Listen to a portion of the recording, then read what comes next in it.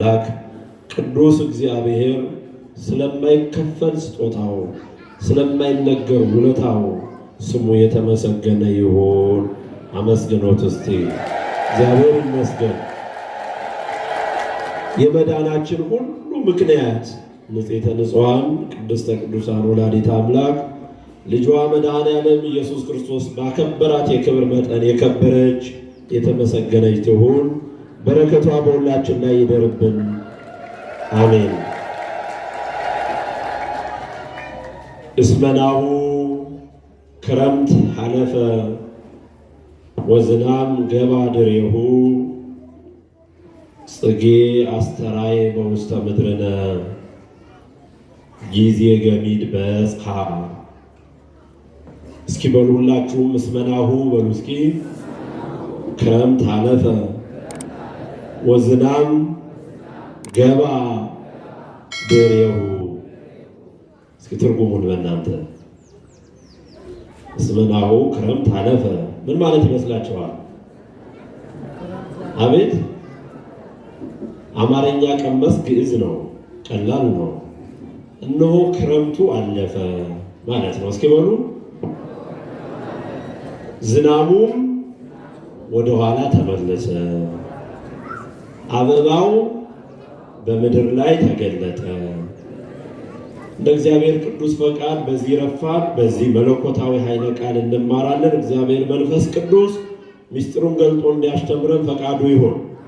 ቅድም ዘማሪው ሲዘምር መጀመሪያ ላይ የተናገረው ቃል አለ። በሰማይ የሃሉ ልብክሙ ልቦናችሁ በሰማይ ይኑር ይላል። በየት ይኑር? ከፍ ያለ መንፈሳዊነት ይኑረው። የእግዚአብሔርን ቃል ለመስማት ይዘጋጅ፣ ለማምለክ ይዘጋጅ፣ እግዚአብሔርን ለማድመጥ ይዘጋጅ ማለት ነው። በሰማይ የሃሉ ልብክሙ ማለት በቅድስና የሚካፈል ይሁን። የእግዚአብሔርን ቃል ሲሰማ ከእግዚአብሔር ጋር እየተሳተፈ ወይም ሱታፌ እያደረገ ነውና ልባችሁ በሰማይ ይኑር። አሜን አትሉም? ልቦናችሁን ለእግዚአብሔር ሰጥታችሁ ለተወሰኑ ደቂቃዎች ያህል የዛሬ የረፋዱን ትምህርት እግዚአብሔር መንፈስ ቅዱስ ለእኛ የሚነግረውን መልእክት ሰምታችሁ እንድትሄዱ እግዚአብሔር ይፍቀድልን። እነሆ ክረምት አለፈ፣ ዝናቡም ወደ ኋላ ተመለሰ፣ አበባው በምድር ላይ ተገለጠ ይላል ጠቢቡ ሰሎሞን መኃልየ መኃልይ በተባለ መጽሐፉ መኃልየ መኃልይ ዘሰሎሞን ምዕራፍ 2 ቁጥር 11። እስኪ መኃልየ መኃልይ በሉ። መኃልየ መኃልይ ማለት ከምስጋና የሚበልጥ ምስጋና ማለት ነው። ከምን የሚበልጥ? እስኪ እልል ብላችሁ አመስግኑ። እስኪ አይ በደንብ አይሰማም። እስኪ በደንብ እልል በሉ። ከመጀመሪያውና ከአሁኑ እልልታ የትኛው ይበልጣል? አቤት የመጨረሻው አይደል? መኃልየ መኃልይ ማለት እንደዚህ ነው። ከምስጋና የሚበልጥ ምስጋና፣ ከመዝሙር የሚበልጥ መዝሙር፣ ከእልልታ የሚበልጥ እልልታ፣ ከጭብጨባ የሚበልጥ ጭብጨባ፣ ከፍ ያለ ለእግዚአብሔር የተሰጠ መዝሙር፣ ለእግዚአብሔር የቀረበ ምስጋና ነው። እና ሊቃውንት ለምንድን ነው ከመዝሙር የበለጠ መዝሙር የተባለው ሲባል መኃልየ መኃልይ ዘሰሎሞን ምስጢሩ ረቂቅ ነው፣ ደግሞ ደረቅ ሐዲስ ይባላል። አዲስ ኪዳንን ነው ጠቢቡ ሰሎሞን ቁጭ ያደረገውና ዛሬ አሁን ስለ ክረምት ማለፍ፣ ስለ ዝናቡ መሄድ፣ ስለ አበባው መገለጥ ይናገራል። ምን ማለት እንደሆነ መጀመሪያ ከዚህ ከጥሬ ቃሉ ጋር ያለውን ትርጉም እናያለን ማለት ነው። ሌላው ሁለተኛው ምስጢራዊ ትርጉሙ ነው። ክረምት ምንድን ነው? ዝናብ ምንድን ነው? አበባ ማን ነው የሚለው ምስጢራዊ ትርጉሙ ደግሞ እናያለን። ከዛ መጨረሻ ከኛ ሕይወት ጋር ምን ይዛመዳል የሚለው ነው። ወንጌል እንደዚህ ነው ክርስቲያኖች፣ ዝም ብሎ ተነቦ ሰምቶ መሄድ አይደለም። ተተረጎመ። የእግዚአብሔር ቃል ዘለዓለማዊ ነው። ትናንትና ለነበሩት ተነገረ፣ ለኔና ለእናንተ ዛሬ ይሰራል። እኛ ካለብን በኋላ ለሚመጣው ትውልድም ይሰራል ማለት ነው። ስለዚህ ከኛ ሕይወት ጋር ይዛመዳል ማለት ነው። እንግዲህ ዛሬ መስከረም ስንት ቀን ነው? ስንት ቀን ነው? በቤተ ክርስቲያን ለእመኮነ ይባላል። መስከረም 25 ቀን እሁድ የሚውለው በ7 ዓመት አንድ ጊዜ ነው። በስንት ዓመት አልኳችሁ? የሚዘመረው መዝሙርም ለእመኮነ ነው የሚባለው። ትብሎ መራት ለመራዊሃ ነው የሚለው ቅዱስ ያሬድ። የዛሬውን አብዛኛውን ሰምታችሁ ከሆነ ቅዳሴ ያስቀደሳችሁ ሰዎች ሌሊት ሲዘመር ያደረው መዝሙር የሚያስተባብርና የሚነካ የነቢየ እግዚአብሔር ቅዱስ ዳዊት መዝሙር ተሰብኳል። የቅዱስ ጳውሎስ መልእክትም ከዚሁ ጋር የተያያዘ ነው። ወንጌሉም የማቴዎስ ወንጌል ምዕራፍ 9 ከቁጥር 14 እስከ 18 የተነበበው ከዕለቱ ከመዝሙሩ ጋር የተያያዘ ነው። ትብሎ መራት ለመራዊአ ና ወልድ እሁየ ወሪደ ኢታጎንዲ የመስቀል ጸገየ ዘጋዲ ይላል ቅዱስ ያሬድ። ሙሽራዋ ለሙሽራዋ እንዲህ አለችው፣ ወንድሜ ወዳጄ እባክህ አትዘጊ ቶሎናልኝ አለችው ነው የሚለው ቅዱስ ያሬድ። እና በአጋጣሚ ሆኖ ደግሞ ዛሬ ሁለት ሙሽሮች አሉ። እስኪ አመስግኑላቸው። የሙሽራ ቀን ነው መሰረቱ ማለት ነው። ሙሽራውን ምን አለችው? ምን አለችው? አትዘጊብኝ ቶሎናልኝ አለችው። የመስቀል ጸገየ ዘጋዲ መስቀል ደግሞ የጋዲ መስቀል ደግሞ አበባ ሆነ ይላል። ከመስቀሉ ምስጢር ጋራ ሙሽራዋንና ሙሽራይቱን አምጥቶ ነው የተናገረው። ሙሽራዋ ማናት? ሙሽራው ማን ነው? ቅዱስ ያሬድ ስለማዘመረ በኋላ እንመጣበታለን። ዛሬ ለእመኮነ ነው ያልኳችሁ። ኢትዮጵያ እንደምታውቁት 4 ወቅቶች አሏት በዓመት ውስጥ። ስንት ወቅት? አሁን ያለንበት ወቅት ምን ይባላል? አቤት ምን ይባላል? አይሰማኝም። ምን ይባላል? እስካሁኑ እስከ መስከረም 25 ከሰኔ 26 ጀምሮ ያለው 95 ቀን ነው። ጳጉሜን 5 ነበረች። 95 ቀን ምን ተብሏል? ወርሃ ክረምት አይደል? እንኳን በሰላም አሳለፈና መስገኖች። በክረምት የተማርነውን ትምህርት መቼም አትረሱትም አይደል? ደመና፣ ዝናም፣ ዘር፣ ማዕረር፣ ባህር፣ ነፋስ፣ ማዕበል፣ ነጎድጓድ፣ መብረቅ አልተማርንም?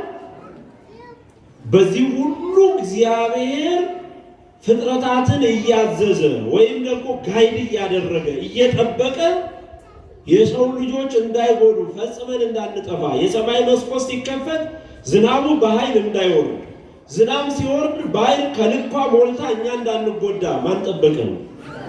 መዋግደ ክረምቱን በሰላም ያሳለፈን መድኃኔዓለም ስሙ ይክበር ይመስገን። አሜን። በክረምት ውስጥ የሁሉ ትምህርት እንማር ነበረ። ክረምት ደግሞ ምሳሌ አለው። ክረምት የሞት ምሳሌ ነው። የምን ምሳሌ ነው? ክረምት የጨለማ ምሳሌ ነው። ክረምት የመከራ ምሳሌ ነው። በክረምት እንደምታዩት ማዕበሉ፣ ነጎድጓዱ፣ ጎርፉ የሚበዛበት ነው። በተለይ በሀገራችን እንደው ለንስሐ ራሳችን አናዘጋጅም እንጂ በዘንድሮ ክረምት ልክ ክረምቱ ሲወጣ አለቀ ስንል በከተማችን ሳይቀር ጎርፍ ተነስቶ ብዙ ሰዎች ጠፍተዋል አይደል? ድንገት ቤታቸው ቁጭ ብለው በዓል እያከበሩ ቡና እየጠጡ ቤተሰብ እየተገባበዙ እያሉት እቤታቸው ውስጥ ጎርፍ ወስዷቸዋል። እና ጎርፉ ይሄ የክረምቱ ወቅት የሞት ምሳሌ ነው። ታስታውሳላችሁ? ረስታችሁት እንደሆነ እንጂ አምና ደግሞ በደቡብ የሀገራችን ክፍል መሬት ተንሸራታ ብዙ ሰዎችን አጥተናል። ይሄ ሁሉ በክረምት የሚመጣ ነው። እንደውም ይገርማችኋል ክርስቲያኖች፣ ከሰማይ ዝናብ ሲወርድ፣ ባህር ሲሞላ፣ ውቅያኖስ ሲሞላ፣ ጎርፉ ማዕበሉ ሲሞላ ሰዎች እንዳንጠፋ እግዚአብሔር ባህርን ያዛታል። ወኢትታደዊ እምወሰንኪ ከወሰንሽ እንዳታልፊ ይላታል። እና አይሁድ ስለ ክርስቶስ ሲናገሩ አልሰማችሁም? ማዕበሉን ጸጥ ሲያደርገው ማዕበሉ ውእቱ ዝንቱ ዘይትእዘዙ ሎቱ ባህርኒ ወነፋሳት። ባህር፣ ነፋስ፣ ማዕበል የሚታዘዝለት እሱ ማን ነው? ክብር ምስጋና ለስሙ ይሁን። መድኃኔዓለም ነው ጠብቆ ያደረሰን። እና ያ የክረምት ጊዜ አለፈ ነው የሚለው ሰሎሞን። ምን አለፈ? ምን አለፈ? ክረምቱ በሰላም ማለፉ ደስ አላላችሁም እንዴ?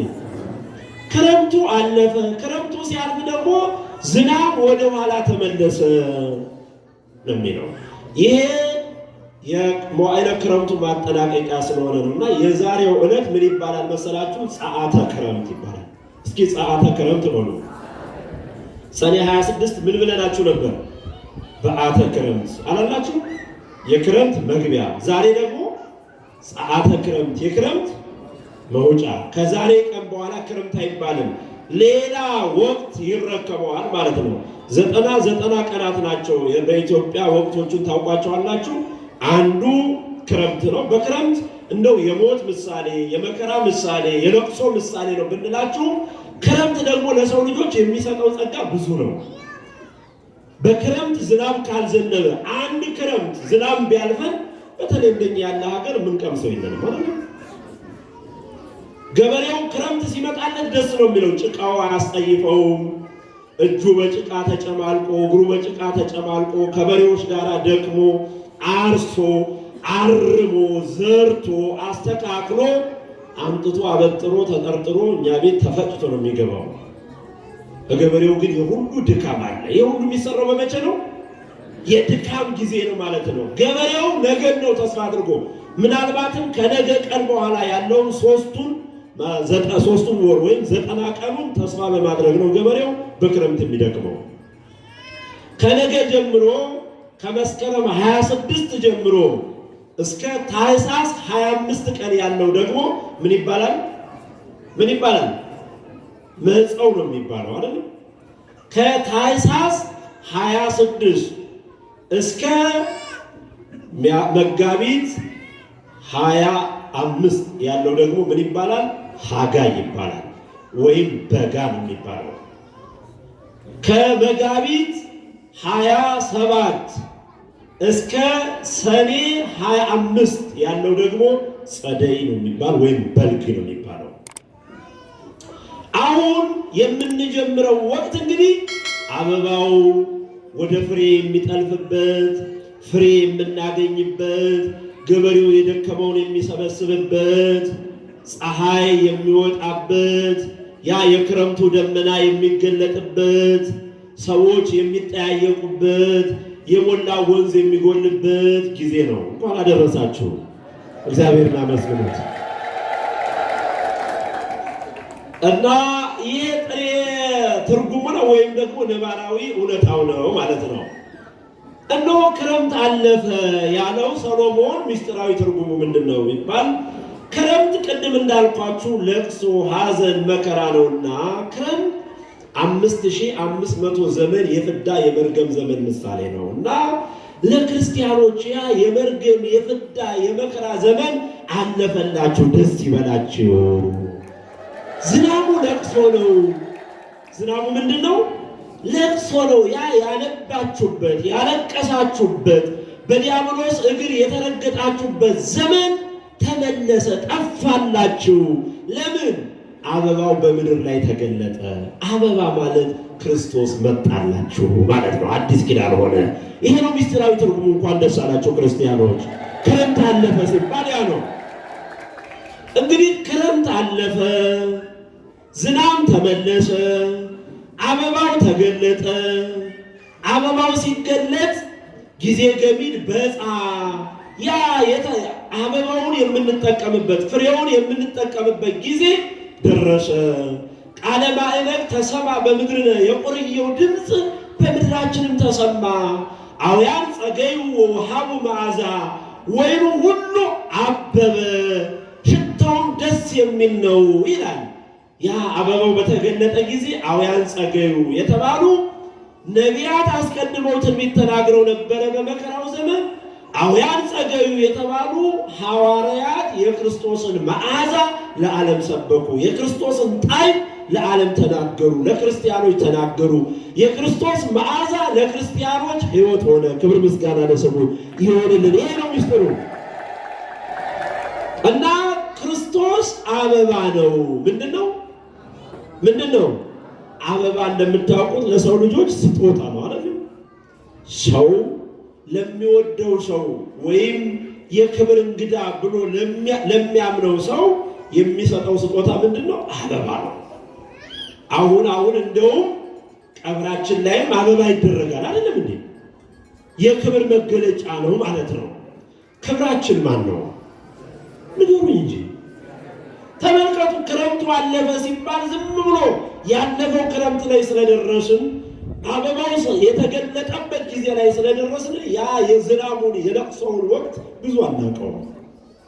ፍጥረታት ግን በመከራ በጨለማ በድቅድቅ ጨለማ ውስጥ ነው የኖሩት እና ክረምት የጨለማ ምሳሌ ነው የሚባል የብሉይ ኪዳን ምሳሌ ነው። ገና ክርስቶስ ያልተገለጠበት አበባው ያልታየበት ዘመን ነው። አበባው በምድራችን ተገለጠ ማለት ክርስቶስን ዘምድረ ለብሰ ነው የሚለው። ሰው ሆነ፣ ስጋ ለበሰ፣ ፍጹም ሰው ሆነ ማለት ነው።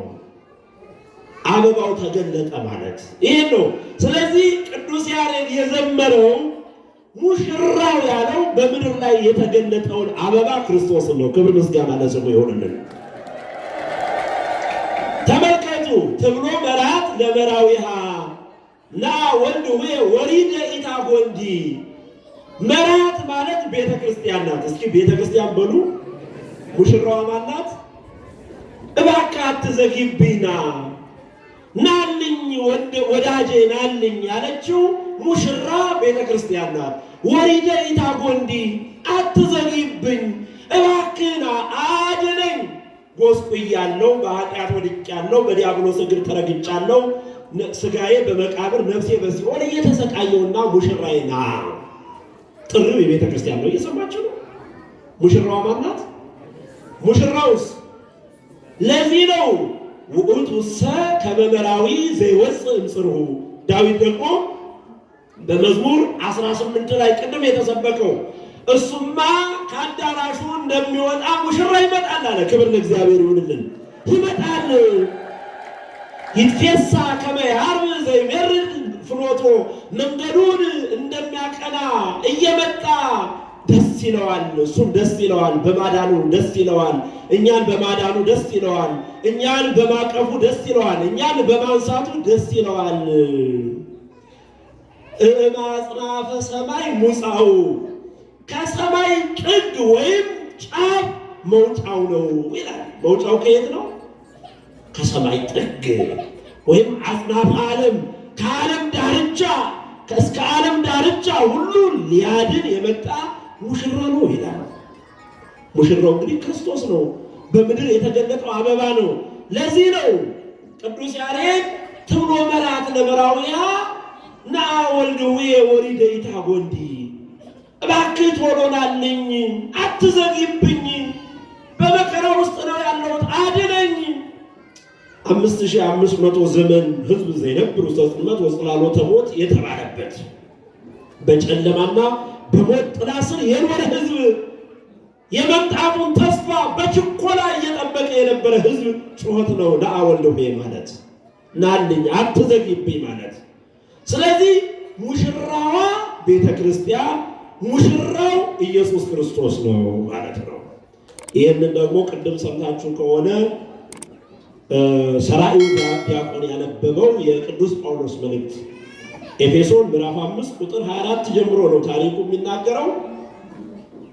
እያንዳንዳችሁ በክርስቶስ ፍርሃት ለክርስቶስ የተገዛችሁ ሁኑ ይልና ሚስቶች፣ እየሰማችሁ ነው? ሚስቶች ባሎቻችሁን ውደዷቸው።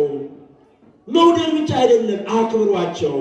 ማክበር ብቻ አይደለም፣ ፍሯቸው። እስኪ ውደድ በሉ፣ አክብር፣ ፍራ። ሶስቱን ነገር ያዙማ፣ መውደድ፣ ማክበር፣ መፍራት። ይሄ እናቶች ለባሎቻችሁ አድርጉ ያለው የእግዚአብሔር ቃል ነው። ለምን አለ? የሴት ራስ ክርስቶስ ነው። ይሄውም አለ ክርስቶስን ቤተ ክርስቲያን እንደምትወደው፣ ክርስቶስን ቤተ ክርስቲያን እንደምታከብረው፣ ክርስቶስን ቤተ ክርስቲያን እንደምትፈራው ሚስቶች ባሎቻችሁን በዚህ ልክ አክብሯቸው። ባሎች ሆይ እየሰማችሁ ነው? ክርስቶስ ቤተ ክርስቲያንን እንደወደዳት፣ ማንን እንደወደዳት? ራሱንም አሳልፎ እንደሰጣት። ድካም፣ የፊት መጨማደድ ነው የሚለው አይደለም? እስኪ በሉ የፊት መጨማደድ። እንዳይኖርባት፣ እንዳትጠወልግ፣ እንዳትከሳ፣ እንዳትቆዝም፣ እንዳታዝን በደሙ ፈሳሽነት አጥቦ እንደቀደሳት ሚስቶቻችሁ ውደዷቸው፣ በንጽሕና ውደዷቸው። ልክ አለ ምሳሌውን ሲናገር እንደ ገዛ ሥጋችሁ አድርጋችሁ። እስኪ በሉ እንደምናችሁ አድርጋችሁ? እንደ ራሳችሁ ማለት ነው፣ እንደ ገዛ ሥጋችሁ። ምክንያቱም ይላል ማንም የራሱን ሥጋ የሚጠላ የለምና እንደ ገዛ ሥጋችሁ አድርጋችሁ ሚስቶቻችሁን ውደዱ። ለሚስቶቻችሁ ራሱን አሳልፎ ክርስቶስ ለቤተ ክርስቲያን እንደሰጠ ራሳችሁን አሳልፋችሁ እስከ መስጠት ውደዷቸው። ስለዚህ ያለ ይህ ምስጢር ታላቅ ነው። ምንድን ነው? ጋብቻ ክቡር ነው፣ ቅዱስ ነው፣ ንጹህ ነው የሚባለው ዝም ብሎ አይምሰላችሁ። የክርስቶስና የቤተ ክርስቲያን ምሳሌ ነው። ክርስቶስ መራዊሃ ለቤተ ክርስቲያን ይባላል። እስኪ በሉ መራዊሃ በሉ ለቤተ ክርስቲያን። የቤተ ክርስቲያን ሙሽራዋ ነው። ቤተ ክርስቲያን የክርስቶስ ሙሽሪት ናት።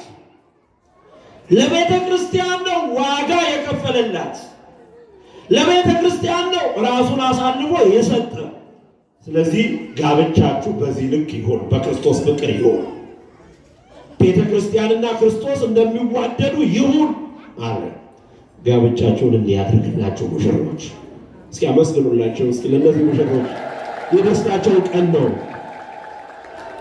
ስለዚህ የክርስቶስ መምጣት፣ የአበባው መገለጥ፣ የሙሽራው መምጣት ያ ሐዘን፣ ጨለማ፣ ለቅሶ የነበረውን አስወገደልን። ክብር ምስጋና ለስሙ ይሆንልን።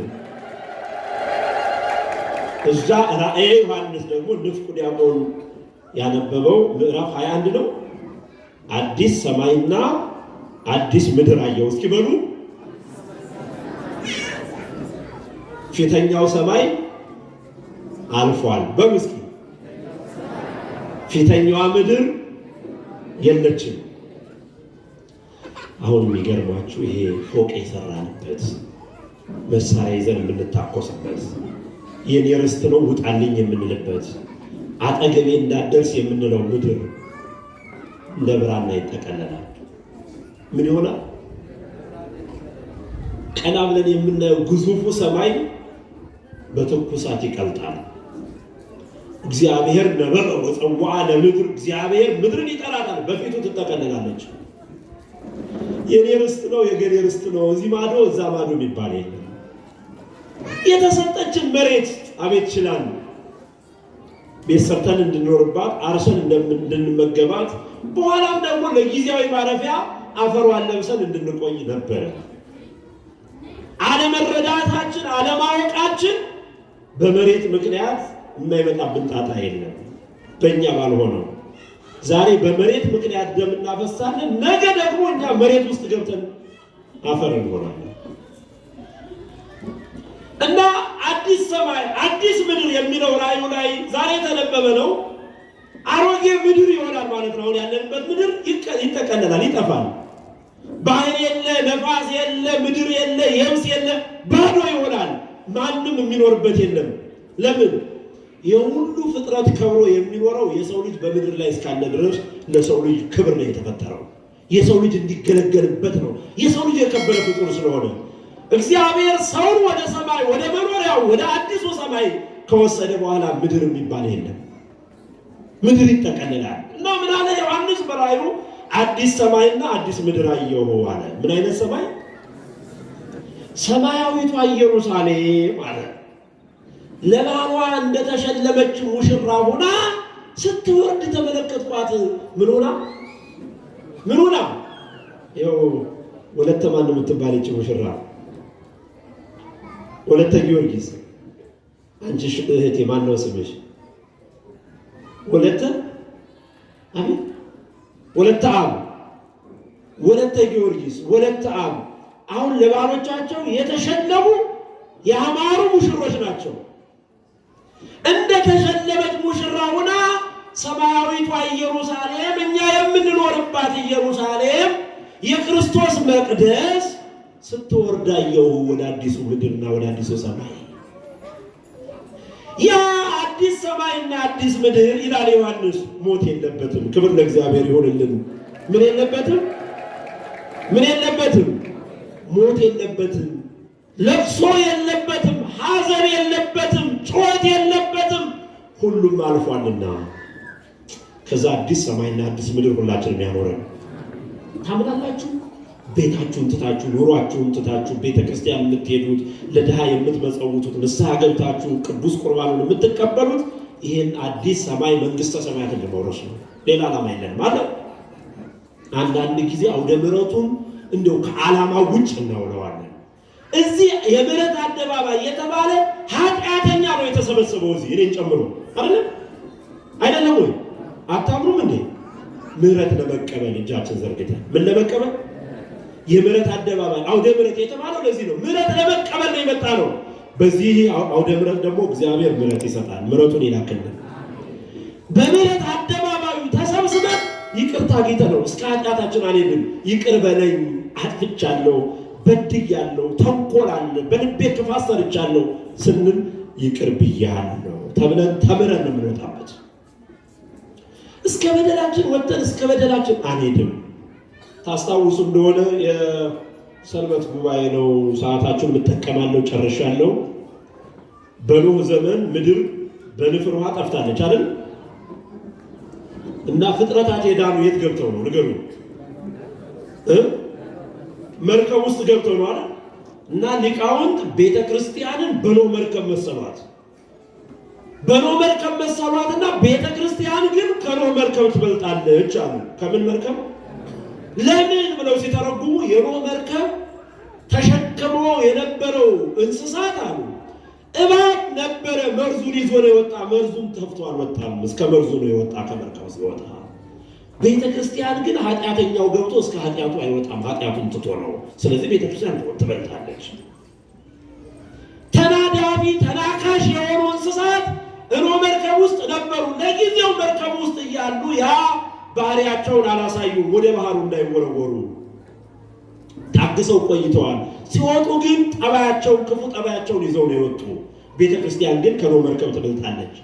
ጠማማ የነበረው ክፉ የነበረው ነፍሰ ገዳይ የነበረው ጻድቅ ታደርጋለችና ክብር ምስጋና ለእግዚአብሔር ይሁንልን። የቤተክርስቲያን ክብሯ ይሄ ነው። ስለዚህ ክረምት አለፈ ማለት ኃጢአት ጎደለ አለፈ። ዝናቡ ተመለሰ ማለት በኃጢአት ምክንያት የመጣብን ማዕበል ሆኖ ሊወስደን የነበረው በደልና ኃጢአት ጎደለ። ለምን? አበባው ክርስቶስ በምድር ላይ ተገለጠ። ክብር ምስጋና ለስሙ ይሁንልን። በዚህ ቀን የምናስበው ይሄ ነው። ህይወታችን ከኛ ጋር ያለው ተዘምዶ ይሄ ነው። ኃጢአትን መተው፣ በደልን መተው፣ ክፋትን መተው፣ ከአበባው ከክርስቶስ ጋር መኖር፣ ከሙሽራው ከክርስቶስ ጋር መኖር፣ ይሄ የእግዚአብሔር ሐሳብ ነው። ደግሞ መኃልየ መኃልይ ዘሰሎሞን አሁን በዚህ በወርኃ ጽጌ ይተረጎምላችኋል፣ ትሰሙታላችሁ። ከሙሽራው ጋር መኖር። እኔ የውዴ ነኝ በሉ እስኪ። አይሰማም? ኧረ በማርያም በሉ። ውዴም የኔ ነው፣ እኔ የእርሱ ነኝ፣ እርሱም የኔ ነው። ክርስቶስ የማን ነው? የእኛ በሉ እስኪ። አካላችን ነው አይደለም? ህይወታችን ነው። ያለ ክርስቶስ አንኖርም። ስለዚህ ዛሬ የክርስቶስ አበባነት የክርስቶስ ሙሽራነት በዚህ በክረምቱ መውጣት የሚሰበክበት ነው። ምሕረቱ ይቅርታው ከኛ ጋር ይሁን፣ በመካከላችን ሁልጊዜ ይገኝልን። ሌላው መጨረሻ ዛሬ አንድ የዋህ ነቢይ ታውቁታላችሁ፣ እናንሰው መምህራችን ነውና ነቢዩ ዮናስ እረፍቱ ነው። በረከቱ ይደርባችሁ። ስለ ዮናስ መጽሐፈ ዮናስን አንብቡ። የነነዌን ታሪክ ይነግራችኋል። የዋሁ ዮናስ፣ ሰባኪው ዮናስ፣ ስለ ንስሐ የጮኸው ሰዎች ወደ እግዚአብሔር እንዲታረቁ የጮኸው የዮናስ እረፍት ነው። የሌሎችንም ቅዱሳን በረከት በሁላችን ላይ ይደር። እግዚአብሔር ቤተ ክርስቲያናችን ያስፋ፣ ክርስቲያኖችን ይጠብቅ፣ አገራችን ሰላም ያድርግልን፣ ለዓለም ሁሉ ሰላምን ይስጥ። መዋጋትን፣ መገፋፋትን፣ መገዳደልን፣ ደም ማፍሰስን በቃ ይበለን። መድኃኒዓለም ልጆቻችሁ ከዳር እስከ ዳር በየዩኒቨርሲቲው በየትምህርት ቤቱ በሰላም ሄደው ተምረው ወደየቤታቸው ለመመለስ ያብቃቸው። በቃ ይበለን። ይህ 2018 ዓመት የበረከት፣ የምህረት፣ የይቅርታ፣ የፍቅር ሰዎች እንባቸው የሚጠረግበት የሚታበስበት ዓመት ይሁን። አሜን። ይባርከን።